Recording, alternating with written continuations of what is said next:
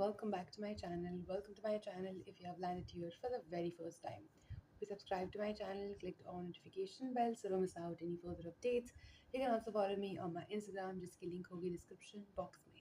Namaste, this is Dvija और कैसे हैं आप? Sunshine in human form और आज हम देख रहे हैं we are here after watching the review नहीं मैं review तो मैंने दिया but after watching the teaser of Toxic and Sean has just uploaded his review of Toxic so let's get it हर बार की तरह उम्मीद है वीडियो जाएगा रहेगा मजा आएगा I don't know what he's going to say because obviously I know कि उनको बहुत knowledge है film making की and all of those things I am a mango person ठीक है और मुझे before saying this I'm going to say it and I don't know after getting a little bit more knowledge on the details of the review what happens but I genuinely did enjoy Toxic ka teaser and I'm looking forward to the movie. I am, maybe I'm biased, maybe I'm not, I don't know, but I'm looking forward to it. That's just what I have to say for now. So अभी देखते हैं क्या होता है playing.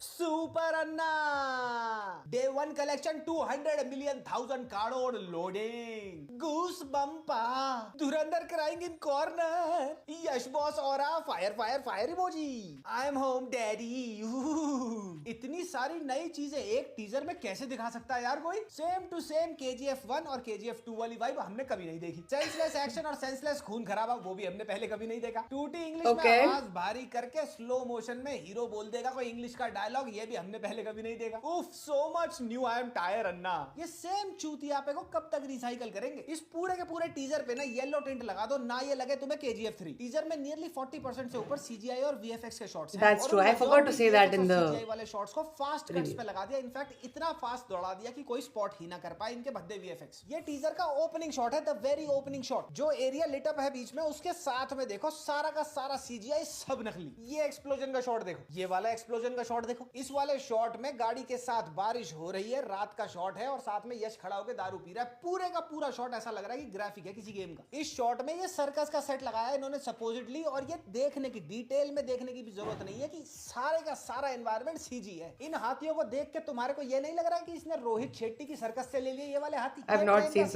देखो जरा पूरी की पूरी ट्रेन आसपास की हर चीज ग्रीन स्क्रीन के ऊपर है ऊपर से ये इंस्पायर्ड कहां से है रेड डेड रिडेम्पशन 2 से टीजर में ये पोर्ट वाले शॉट का स्क्रीनशॉट लेना और किसी अपने भाई दोस्त को दिखा देना जो फेमिलियर नहीं है इस टीजर से जिसने टीजर नहीं देखा छूटते ही वो ये बोलेगा कि किसी वीडियो गेम से स्क्रीनशॉट है ये फिर समंदर का शॉट पूरा का पूरा कंप्यूटर जनरेटेड अगर तुमने बचपन में नीड फॉर स्पीड कार्बन खेली है ना ये वाला शॉट देख लेना टीजर में नीड फॉर स्पीड कार्बन का कॉपी लगता है लाइव एक्शन फिल्में देखी होंगी आपने बिल्कुल लाइव एक्शन फिल्मों का फील है इस टीजर का मतलब आधी चीजों की फिजिकलिटी असली है और आधी कंप्यूटर जनरेटेड है बम धमाके आग एक्सप्लोजन जितने भी टीजर में दिखाए हैं वो कंसिस्टेंटली इनकंसिस्टेंट है through out the run time of the teaser लेकिन टेक्निकलिटीज पे कौन ध्यान देता है वो तो नेगेटिविटी होती है प्रॉपरली डन अच्छे दिखने वाले VFX और CGI किसको चाहिए वो तो नेगेटिविटी होती है यश भाई का सामान पकड़ के अगर झूलना हो वो हमें बताओ वो हम कर देंगे बस लिटरली वॉर 2 जितने उस लेवल के जितने बुरे CGI VFX दिख रहे हैं इस टीजर में लेकिन उसके बारे में बात थोड़ी करनी है वो तो नेगेटिविटी हो जाएगी the irony here is the fact कि जिस लेवल के खराब CGI और VFX इस पूरे के पूरे टीजर में दिखाए गए हैं ना अगर यही चीज किसी बॉलीवुड फिल्म में दिखा दी होती ना तो उसकी धी पिट चुकी होती अब तक टीजर में एक चीज है और खाली एक ही चीज है जो काफी प्रेज वर्दी है और काफी लोगों ने इसको ओवरलुक कर दिया होगा मैं बताता हूं इन्होंने फिल्म में डिफरेंट टाइमलाइंस को सजेस्ट करने के लिए डिफरेंट टाइमलाइंस में डिफरेंट वेपन्स दिखाए Thompson SMG MP40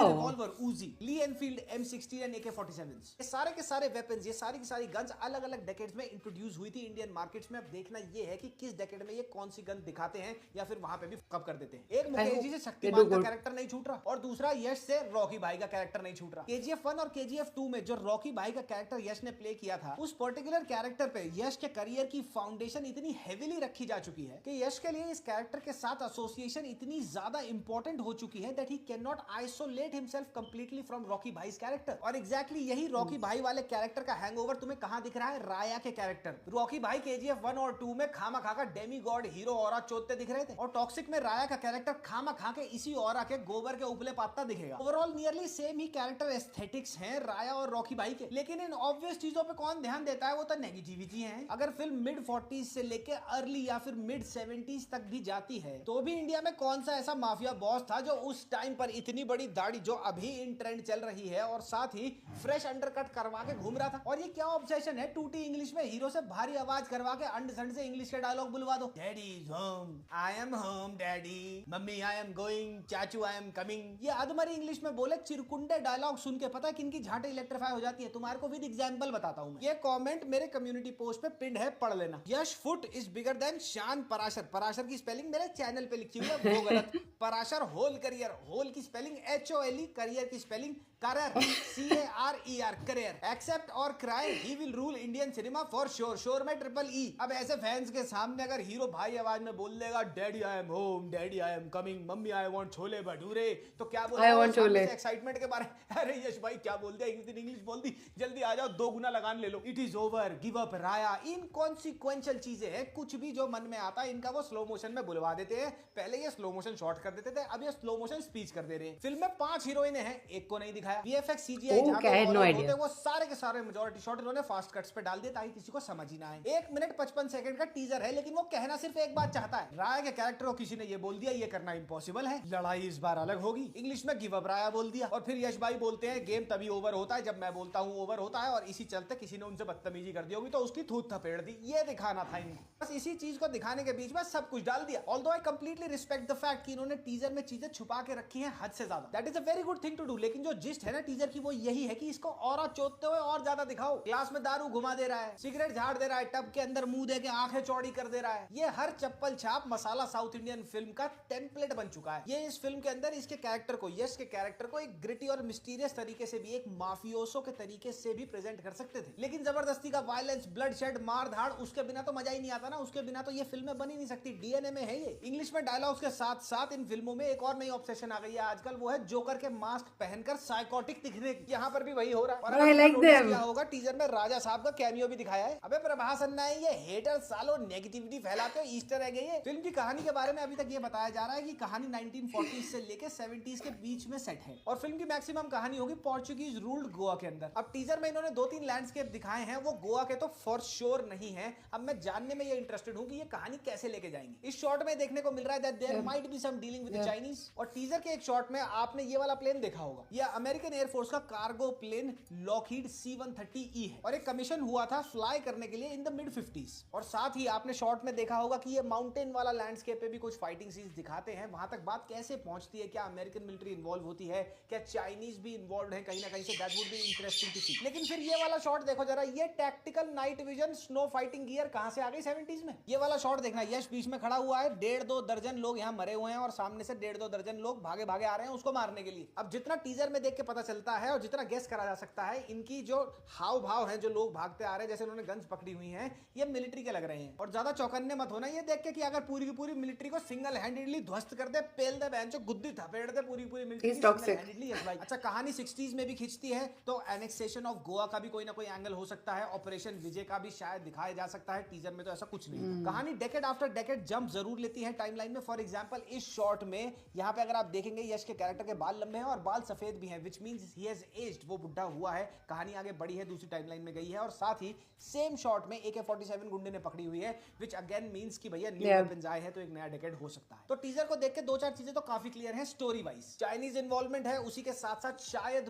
probable American involvement भी हो सकती है और लैंडस्केप सीन्स चेंज हो रहे हैं, तो खाली गोवा में तो कहानी है नहीं। अब इन्होंने ये सारी की सारी खिचड़ी तो इकट्ठी कर ली है, अब ये इसको सर्व कैसे करते हैं उस पर हर चीज डिपेंड करेगी। अब बात करते हैं 2 चीजों के बारे में। पहली है कि भैया जो ये सर्कस दिखा रहे हैं बार बार, इसका क्या एंगल है, और साथ ही जो पोस्ट क्रेडिट सीन में विदाउट दाढ़ी यश का कैरेक्टर आया था जिसको लेकर बहुत हो हल्ला हो रहा है, उसके आगे क्या कहानी हो सकती है। तो सर्कस वाला जो एंगल है शायद वो ये हो सकता है कि उस जमाने में फॉरेन सर्कस लगा करते थे, एक शहर से दूसरे शहर ये सर्कस मूव भी किया करते थे। अब इन्हीं सर्कसेस में जाता होगा, उसको शौक होगा या फिर किसी लड़की के चक्कर में जाता होगा राया का कैरेक्टर, और इन्हीं सर्कसेस में शायद वो प्यार में पड़ गया हो कियारा आडवाणी के, या फिर उसका उसके साथ फीलिंग हो और उससे जो बच्चा पैदा हुआ वो यश हो जो हमारे को पोस्ट क्रेडिट सीन में दिखा। अब बिना दाढ़ी वाला यश मेरे हिसाब से तो ये दाढ़ी वाले यश का बेटा हो सकता है। अब बिना दाढ़ी वाला यश का कैरेक्टर जहां लोगों से लड़ रहा है वो मेरे हिसाब से वियतनाम है और वो वियत कॉन्ग के लोगों से लड़ रहा है। वियतनाम वॉर चला था 1955 से लेकर 1975। शायद जो दाढ़ी दाढ़ी वाला यश है वो इसी सर्कस में कियारा एडवाणी, नयनतारा किसी के भी कैरेक्टर को प्रेग्नेंट कर देता है और फिर वो उस लड़की को एक्सेप्ट नहीं करता अपनी लाइफ में बिकॉज ऑफ हिज लाइफस्टाइल। और फिर सिंस उस लड़की के पास कोई ऑप्शन नहीं होता, बच्चे को वो जन्म देती है एंड सिंस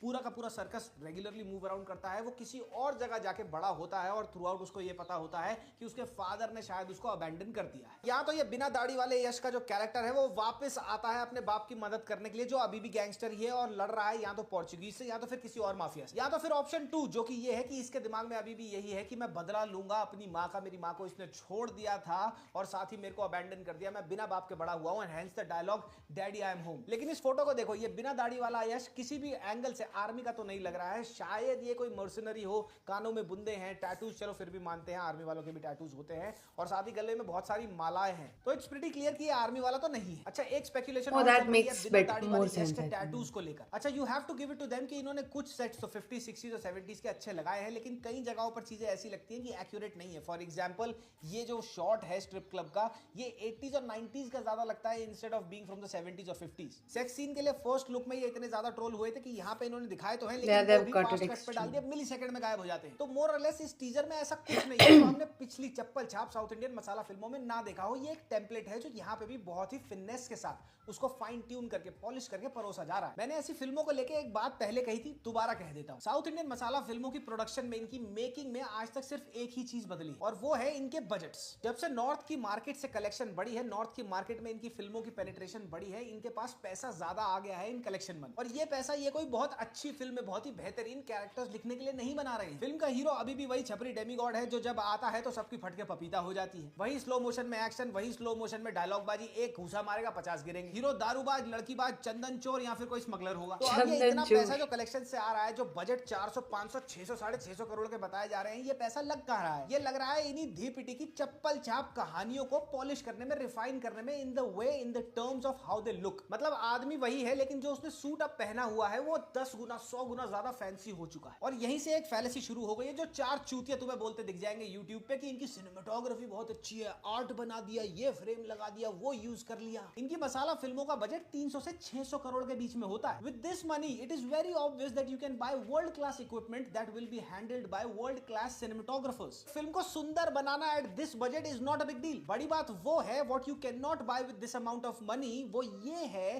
कि आपकी विजन क्या है, आप क्या नया लेके आ रहे हैं, आपने ऐसा क्या दिखाया जो किसी ने पहले कभी नहीं देखा है। अगर एक ही चीज को तुम उठाओगे, एक ही टेम्पलेट को तुम उठाओगे, उसको बार बार ज्यादा पैसा डाल के रिसाइकल करते रहोगे तो वो रिफाइन होती जाएगी दिखने में। लेकिन क्या इनकी कहानियां रिफाइन हो रही है? कहानियों में जो लीड कैरेक्टर्स हैं उनमें कोई बदलाव आया ओवर टाइम? बिल्कुल भी नहीं, वही है। फॉर एग्जांपल आज भी साउथ इंडियन मसाला फिल्मों में मेजॉरिटी जो लीड एक्ट्रेस तक होती है उनको क्लीवेज और सुंडी दिखाने के लिए रखा जाता है। और टॉक्सिक का टीजर भी इन अ नटशेल, इन ब्रीफ यही है, style without substance. Geetu Mohandas की पुरानी फिल्में देख लो और गीतू मोहनदास का ये टीजर देख लो, तुम कहीं से कह ही नहीं सकते कि यश ने 80 to 85% हैंड होल्डिंग नहीं करी है ये फिल्म बताते हुए। इस फिल्म का विजुअल ट्रीटमेंट पाथ ब्रेकिंग हो सकता था, लेकिन नहीं, इनको बनानी केजीएफ ही है। इन्होंने वही टेम्पलेट उठाया, बस कलर ग्रेडिंग बदल दी, बन गया पूरा का पूरा नया फिल्म। बाकी रही बात हाइप क्रिएट करने की, तो साउथ की चप्पल छाप मसाला फिल्मों से ज्यादा तो कोई paid marketing, paid fan clubs बनवाता ही नहीं। ये हर जगह इकट्ठे हो जाते हैं, यहाँ भी हो जाएंगे। धुरंधर का अगर इस फिल्म के साथ क्लैश होता है, जो अभी तक तो सर्टेन है, तो मेरे से एक बात लिखवा लो, कोई भी मौका नहीं छोड़ेंगे धुरंधर को पुल डाउन करने का। कोई बड़ी बात नहीं है, पहले 3 दिन में ये 300, 350 ही कलेक्शन भी बता दे। अच्छा, एक टिपिकल ट्रेट और बताता हूं मैं तुम्हारे को इनका। अगर फर्स्ट लुक बुरा होगा तो बोलेंगे भैया टीजर आने दो, टीजर बुरा होगा तो बोलेंगे ट्रेलर आने दो, ट्रेलर बुरा होगा तो बोलेंगे पिक्चर आने दो, और अगर पिक्चर खराब निकली तो डायरेक्टर की गलती है, स्क्रिप्ट खराब है। फिल्म का वो हीरो जिसका पकड़ के ये गोल गोल झूल रहे हैं, जो हैंड होल्ड कर रहा है डायरेक्टर को, उसकी विजन को वाटर डाउन कर रहा है, उसको कभी ब्लेम नहीं करेंगे। रवि बसरूर का बैकग्राउंड म्यूजिक है और वही टिपिकल कान फाड़ विदाउट एनी सेंस पूरी वॉल्यूम पे करके चला रखा है,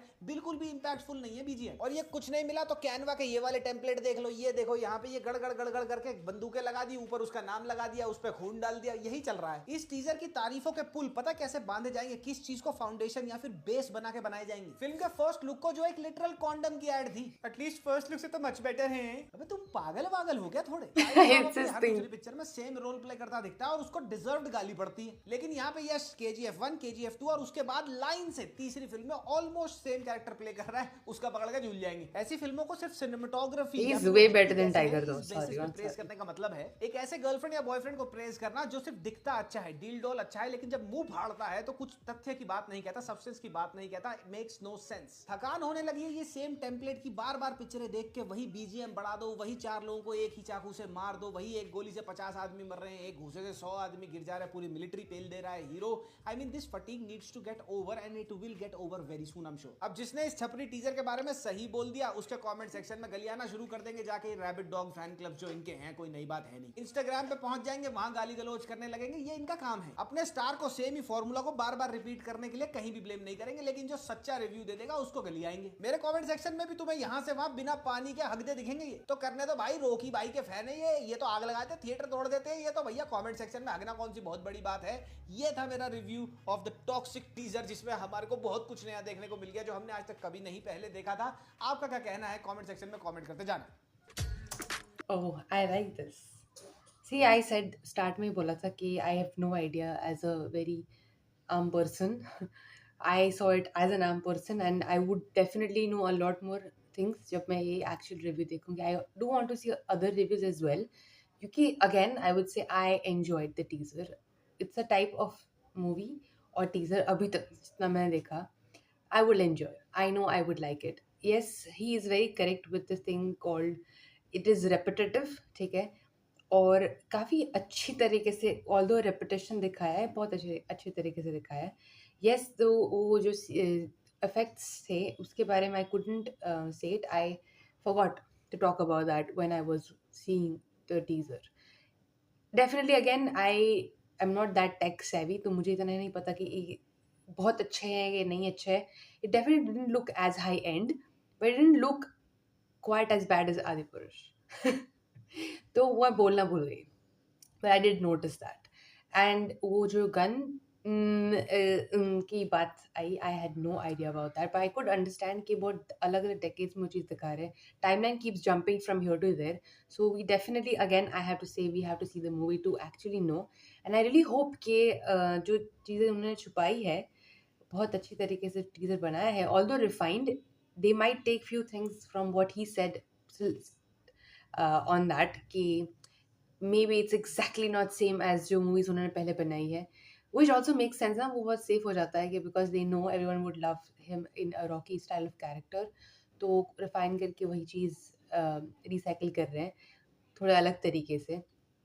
I would love for them to try something new because genuinely जो genuine fans होते हैं मेरे हिसाब से, okay, it's not going to be कि वो लोग सिर्फ अगर वो रॉकी राया हो गए तो उनका मूवी नहीं देखेंगे। Even if he does something outstandingly different जो उन्होंने पहले किया है, genuine fans would support him if he is doing a good work, मुझे तो ऐसा लगता है।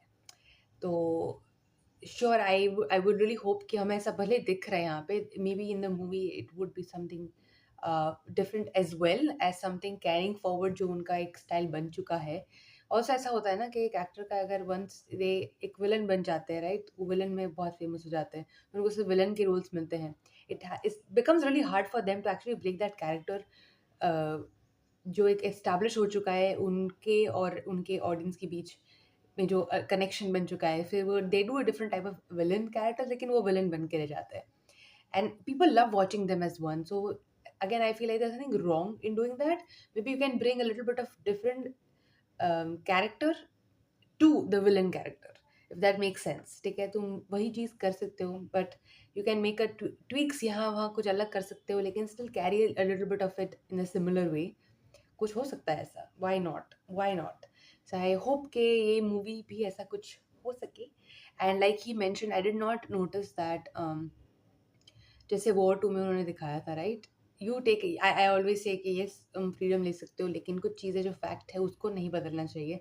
सो I hope they have like kind of taken a little bit of notice, अगर कोई एयरक्राफ्ट यूज़ कर रहे हैं और कहीं और के है वो उनको पता हो और ऐसी चीज़ें उन्होंने यूज़ करी हो कि थोड़ा स्टोरी लाइन समझ के, थोड़ा उसका हिस्ट्री विस्ट्री देख के ऐसे ही कहीं पे कुछ ना घुसाया हो। I really hope that works that way. And it's true कि बॉलीवुड को ज़्यादा गालियाँ पड़ती है when they do something very similar to what the south stars do और साउथ इंडियन मूवी डज। अभी specially when after I think Covid के बाद जब बहुत बड़ा और बुरा बॉलीवुड का डाउनफॉल आया था, उसके बाद सब कुछ वो जो करते हैं उसमें सब गलतियाँ ही निकालते हैं। ऐसा नहीं है, they don't deserve it, yes, lot of times they do deserve to be criticised and they should be rightfully so, लेकिन यहाँ पे भी हो तो करना चाहिए and I think that's what actually fan should do. If you are a genuine fan, you can call out your own idol for something, if they're doing good or something wrong, तो ही वो भी improve कर पाएंगे. वो भी इंसान है. And a lot of people said like, oh, Salar was a great movie. I have not seen it, but listening to a lot of people's reviews, I might give it a go. क्योंकि मैंने नहीं देखी है तो मैंने counted नहीं किया शान की कोई भी.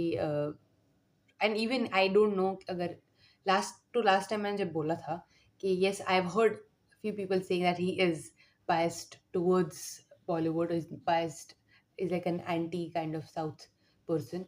Everyone was like, oh, he's not. अभी मैंने उस टाइम लास्ट टाइम कुछ नहीं बोला. Everyone was like, oh, he's biased. भाई तुम लोग डिसाइड कर लो, कंसिस्टेंट बन लो, ठीक है, क्या करना है तुम्हें. Anyway, I am not picking sides क्योंकि मैंने नहीं देखी साला, लेकिन मुझे रिव्यूज कमेंट्स में देख के लगा I should watch it myself and then probably give a review on that. So मैं देखूंगी, वाई नॉट, मेरा क्या जाता है. And I let you know later on. So yes, even if he is biased, know that मुझ में दिमाग है कि वो कुछ बोल रहे तो मैं उसकी तरफ नहीं घूम जाऊंगी. आप लोग कुछ बोल रहे तो मैं वहाँ नहीं घूम जाऊंगी. मुझे जो चीज़ अच्छी लगेगी वो अच्छी ही लगेगी मुझे. I will think about it, listen to other people, and gain the knowledge, and probably think, oh, maybe I was wrong, maybe I was right. Don't worry. ठीक है. तो I did enjoy Toxic का teaser. As a normal person who does not understand so much of details, I think I'm looking forward to it. And ऐसी चीज़ें जो उन्होंने mention की, I hope they do a little bit better than what he's suggesting they will do. अच्छा निकले यार, why not? And I'm in favor of Durandar and I'm in favor of Toxic. Why do I have to pick when I can watch both of them? I don't want to pick. I don't want to pick. I'm going to enjoy it anyway. Let me know what you have to think and be nice. Just be nice. It's okay. Let's go. Let's go. Let's get it. तो बात में नहीं करना है. Okay, bye. Love you. क्या अभी मेरा खाने का टाइम. Bye.